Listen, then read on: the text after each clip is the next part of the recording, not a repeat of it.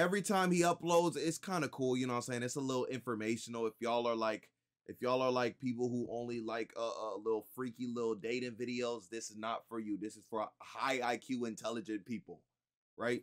We got a tier list video, the Crustacean tier list. And if you don't know what crustacean is, they're fucking crabs, lobsters, nigga. You know what I'm saying? And I don't give a fuck about crustaceans, but it might be a cool video. It might be a cool video, so not you. Who said not me? If I'm watching the video, then it's for me, bro. 5, when will you play a horror game? My nigga, it's in the middle of Christmas right now. I don't play horror games unless it's October. Unless it's October, buddy. Sorry to tell you. Damn. That didn't fully kill him, though. He broke it. Oh! Damn.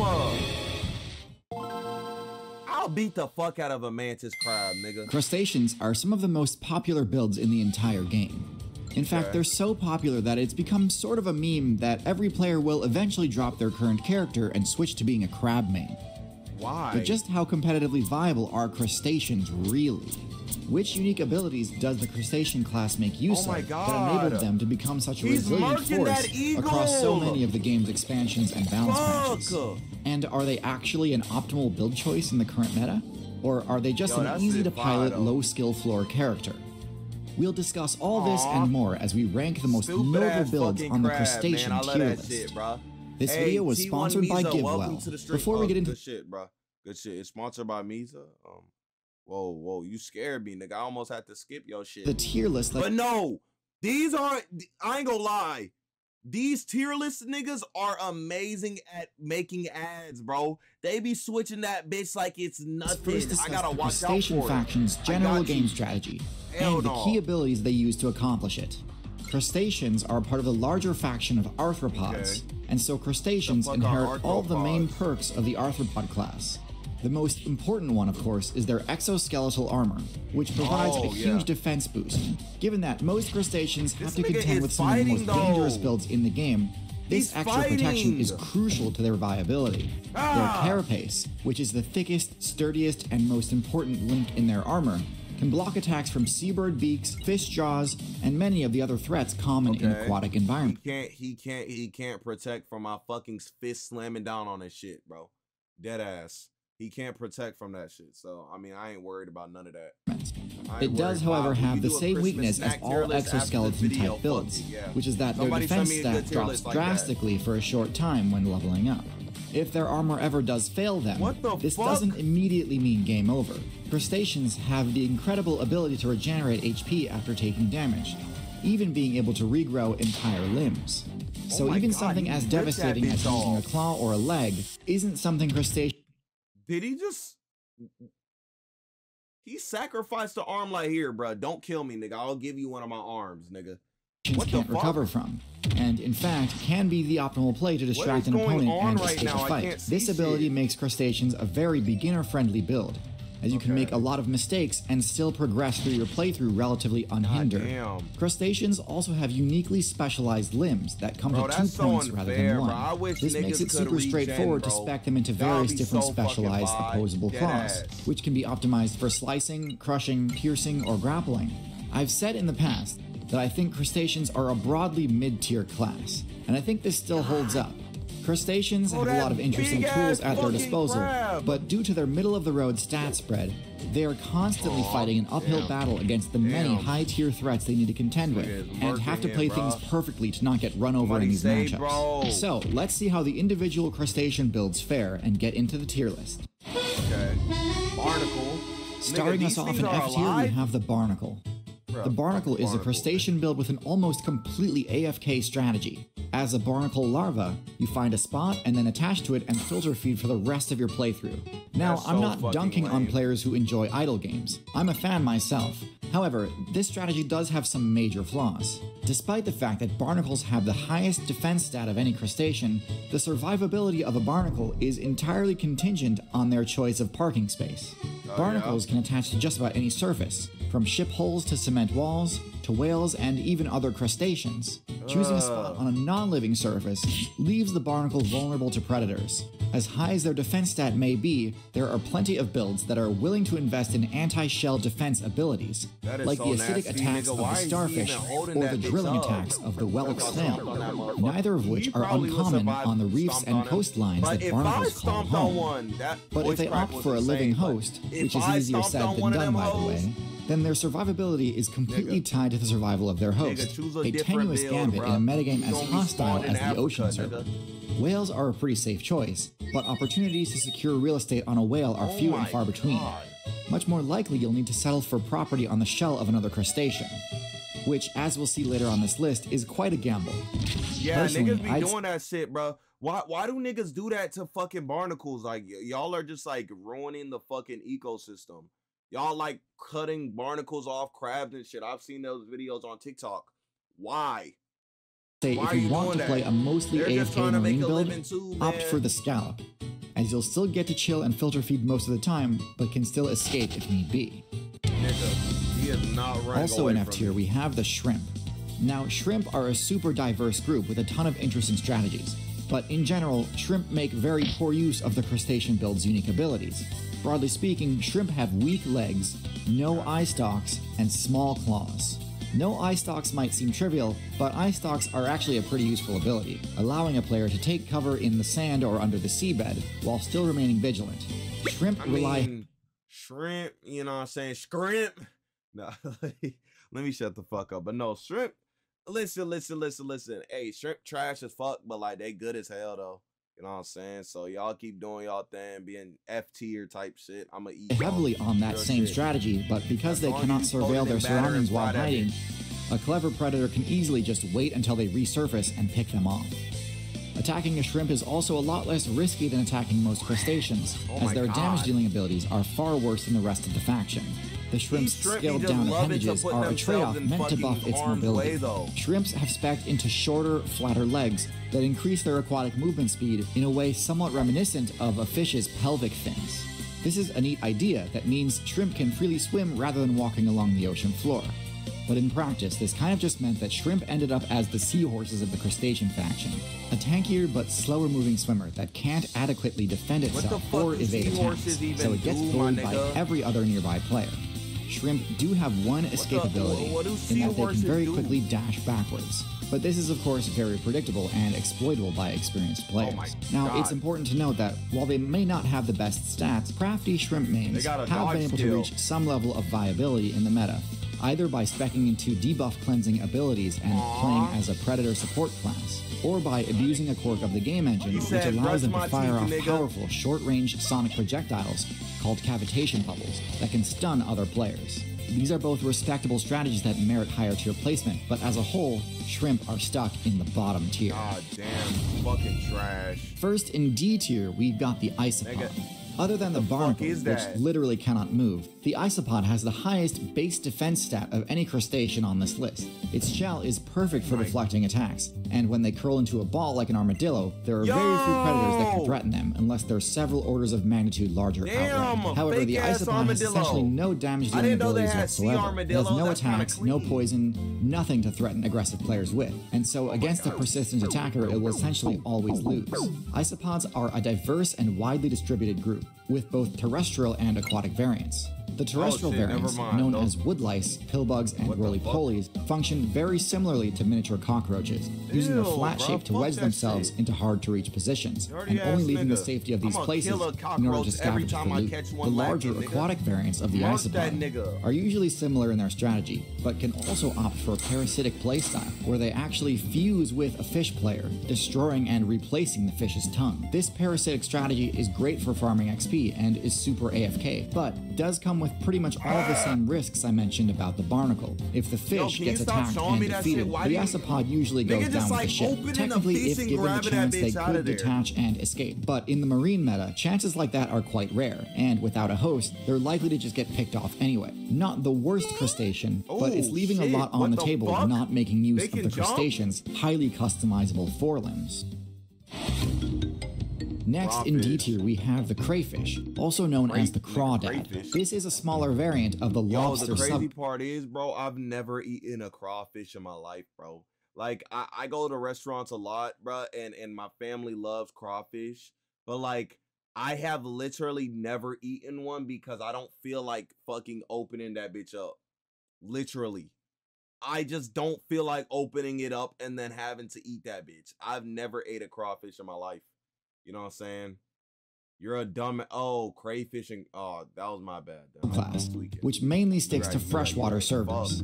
This means that unlike the lobster, which needs to be prepared to contend with the likes of sharks, octopus, eels, and the multitude of dangerous threats you'd find in the ocean servers, the worst things a crayfish might run into would probably be something like a turtle or largemouth bass. And yet, even in this much less punishing environment, crayfish still underperform. They have solid matchups against frogs. That nigga just dodged. That was clean as fuck. He said backstep. Much less punishing environment. Crayfish still underperform. They have solid matchups against frogs, which is true of essentially every other build in existence as well. And they can sometimes hold their own against freshwater fish due to their armor. But pretty much anything beyond that, and they begin to struggle. They don't have claws that are anywhere near as powerful as some of the other crustaceans on this list. And so when confronted with an adversary, they often lose if they can't escape. Their only real advantage is that their smaller size opens up a lot of additional options to where they can run for cover and hide, as they can fit into very small openings between rocks and debris on a riverbed. However, because they often aggregate so close to the shoreline, they're vulnerable to being picked off by birds, whose pinpoint precision strikes can hit them even in partial cover. Without proper offensive capabilities, they'll always find themselves outclassed by their more powerful relative. A build which I think we've name-dropped enough times already to just go ahead and move on to. Okay. The lobster. First in C tier, we have the lobster. Lobsters are a solid marine tier build with lots of strengths, the most obvious of which is their incredibly large and powerful claws. Whoa, they can cut a carrot. Nigga, I can cut a carrot. Wait, is it true that your pinky finger is basically like a carrot? Like if you like, cause like you can't just bite your finger like a fucking carrot, but like, is that really? What? So you telling me if I really didn't care about my body, I could just, that's weird, bro. But my pinky finger is built different than others. Grant the lobster one of the highest grip strengths in the entire game, able to easily crush through the defenses of just about any other player, and inflict devastating damage in the process. This nigga just haven't, why? Of course this is Coyote feeder. Fucking Peterson fat finger ass nigga. This is excellent for defense and also for taking control of an objective or point of interest on the seafloor. Similar to shrimp, lobsters also have fairly decent mobility, although the only direction they can move quickly is directly backwards.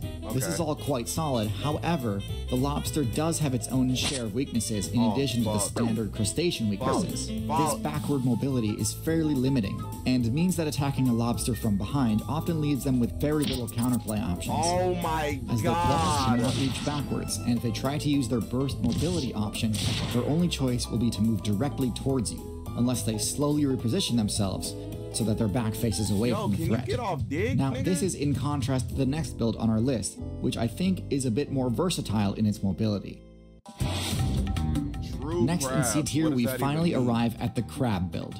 The poster child for the crustacean class, and one of the most reliable and consistent mid-tiers in the entire game. Crab claws are extremely customizable, able to be optimized for whatever best suits the current meta. Some spec into smaller, more precise claws that enable to capture small prey more easily. Some spec into sharp-edged claws used for slashing at soft-bodied opponents such as cephalopods. And some opt for pointed claws, perfect for jabbing at pesky fish who can't mind their business. However, the thing that really sets crabs apart from other crustaceans is that they've opted not to spec into the pleon trait. The pleon is the rear abdomen seen on most other crustaceans we've discussed so far. It's the tail part which allows shrimp and lobsters to use that special burst mobility option. The trade-off, though, is that the pleon vastly increases their hurt box and functions as a weak point. In order to have the flexibility required to give them that quick movement, it can't be as heavily armored as the rest of them. So, while crayfish, shrimp, and lobsters fold pretty quickly when being attacked from behind, crabs can usually just shrug it off. However, just because they can't dash backward instantly like other crustaceans can, doesn't mean crabs are immobile. Instead, crabs focus on lateral mobility, which turns out is often much more useful for dodging attacks. They can quickly swim or dash to the left or right when needed, and although this might not be as impressive as the lobster's dash, it's still often enough to save their life. Bitch, that crab literally could not even... Oh my god! Might not be as impressive as the lobster's dash. It's still often enough to save their life anyway. Now, I don't want to give you the impression that I think crabs are at all overpowered. They still get bodied plenty, especially by builds that spec into high intelligence. But the strategy that goes into optimizing your character's hurt box is not something I think we should overlook, as that actually is a pretty high level play. First, in B tier, we have the Hermit Crab. Now, unlike basic crabs, Hermit crabs do have a pleon, which they need to protect by scavenging and equipping the shell of a defeated snail player. Technically, this means they aren't true crabs, but what really matters is that this ability is busted. It allows them to match the defense stat of the Barnacle while retaining their ability to move. And on top of all that, the shells themselves can be augmented with extra perks, courtesy of sea anemone players. And using this combo, Hermit Crabs can add a toxic sting to their defense too. I won't spend too much time on Hermit Crabs because I've already got a full video about them. But just understand that they've turned the main weakness of the false crab crustaceans into a major strength. The largest variant of the hermit crab, the coconut crab, can actually reach such giant sizes that it surpasses the need for a protective shell, since there's essentially nothing that's able to threaten it. And by dropping the heavy shell, they gain the ability to climb, which can allow them to even turn the tables on bird mains, which normally have an oppressive matchup against crustaceans. Next in B tier we have the Copapod. Now, this may seem like a weird inclusion on this tier list, as I usually don't discuss builds from the microbe weight class, but Copapods really do deserve a mention, as they pretty much have the entire zooplankton metagame on lock. They're one of the most numerous builds in the entire game, and can survive almost anywhere due to a multitude of elemental resistances. They're almost like water bears in a way, except in addition to being quite durable, they're also easily the most mobile of all plankton builds. Most other zooplankton only start out in that weight class, using their microscopic size to avoid detection from larger predators. However, as they level up, they increase in size and phase out of the planktonic metagame entirely. However, while in their they turn into fucking jellyfish? What? How? Planktonic stage, they're usually not super competitive, as they've spent all of their evolution points on abilities that they only unlock later on. Copapods, on the other hand, are fully optimized to max out their viability against other zooplankton, and thus completely dominate the meta in that space. They're not completely invincible, of course, and do often get taken down by colonial microbes, such as the Portuguese man of war and its relatives. But among free-roaming zooplankton, Copapods reign pretty much uncontested in their niche. This is especially problematic for human mains, because Copapods also ally with Vibrio bacteria to gain the bioluminescence ability, but can also transmit the deadly disease cholera. What the hell is cholera? And at the top of our list, in A tier, we have the Mantis Shrimp. The Mantis Shrimp is famously one of the most stacked builds the game has ever seen, at least when it comes to offense. Instead of the standard crustacean grappling claws, Mantis Shrimp opt for either raptorial blades or bludgeoning clubs, which they can swing with truly unparalleled strength. These attacks deal devastating damage to any player unlucky enough to be caught on the receiving end, and in many cases these attacks result in a one-hit kill. Now, the Mantis Shrimp has a lot of hype and attention surrounding it, with a lot of players decrying the Mantis Shrimp as OP and broken and so on. The hype around its power stat is absolutely deserved. However, we can't forget that this build has a body plan. These niggas don't give a fuck. They gon' get they fucking smoke. They love smoke. That nigga went against a fucking octopus on purpose. Like, he knew he could have avoided that shit, but he did that shit on purpose. He wants smoke. I gotta respect it though. I have to. Also, Plymouth, welcome to the stream. Yo, bro, have a good Christmas. Roughly similar to the build that I've rated second lowest on this tier list. Their large, less heavily armored pleon sticks out quite far from their carapace, which can leave them vulnerable to ambush attacks, just like a regular shrimp or lobster, which is not an uncommon occurrence given their lack of camouflage.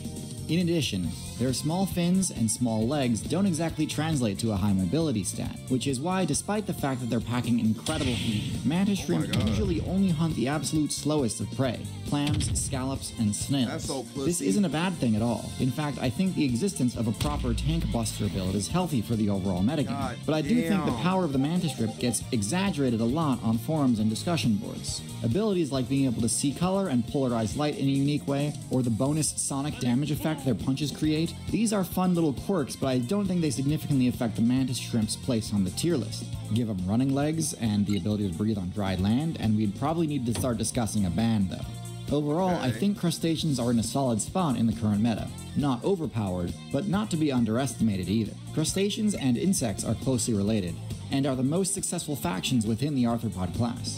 So it's only natural that they constantly be compared against each other. Insects are far more dominant on land, whereas crustaceans reign supreme in the water. Though they're similar in many ways, insects have a lot of unique abilities that crustaceans do not, such as venom, eusociality, and most importantly, flight. Meanwhile, most of the important abilities we see in crustaceans are also found in the insect faction. Sturdy defensive armor, the ability to equip shells of defeated tanks, quick burst mobility, regenerating limbs. These are all things insects can do too. I will give credit where it's due though. Crustaceans do have an edge when it comes to that regen perk I mentioned. Insects can regenerate every time they molt, but insects actually stop molting once they reach their level cap and can no longer regenerate after that. This coincides with insects getting their wings, which is kind of paradoxical because it means their most fragile feature is also the only feature they can never regenerate. Crustaceans, by contrast, continue to molt and regenerate even after reaching their full potential, reinforcing the idea that crustaceans are a more beginner-friendly build. Crustaceans are arthropods, one of the most diverse factions in the game. And while many are important parts of their ecosystems, many others, including the copepods mentioned in this video, can carry diseases. These diseases can devastate communities that don't have Whoa. You see what I mean, y'all? You see what I mean? I'm over here sitting down listening like, okay, yeah. What does that have to do, bro? He almost hit an ad on me, nigga. He almost hit it. That was amazing. That was amazing. That was a really good ad, bro. I'm telling you, bro. They be trying to catch you. They be trying to catch you with them ads, nigga. But I'm on lock, bro. W fucking video, though. W crustaceans, nigga. You still can't handle me, though. None of y'all can handle me. Just saying. Just saying, though.